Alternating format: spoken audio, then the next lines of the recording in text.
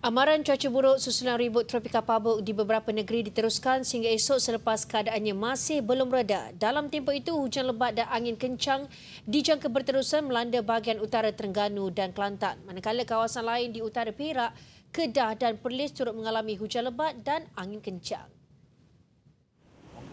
Menurut Jabatan Meteorologi, sehingga jam 6 petang tadi, kedudukan ribut tropika menuju ke arah barat laut di Laut Cina Selatan iaitu kira-kira 173 km dari Kuala Terengganu dan 222 km dari Kota Baru.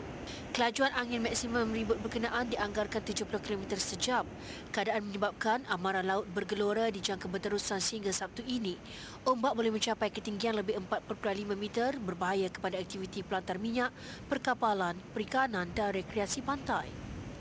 Tinjauan siang tadi di Batu Rakit, Terengganu mendapati beberapa rumah rosak akibat angin kencang di Kampung Mengabang, Triput. Kebanyakan rumah di kawasan pantai itu mengalami kerosakan di bahagian bumbung dan dinding rumah. Setakat petang tadi juga belum tiada sebarang amaran berpindah dikeluarkan pihak berkuasa. Kesan ombak setinggi hampir 3 meter turut menyebabkan hakisan pantai berlaku. Jabatan Meteorologi Terengganu turut meminta orang ramai tidak panik, sentiasa berwaspada serta mendapat maklumat sahih yang dikeluarkan oleh pihak berkuasa.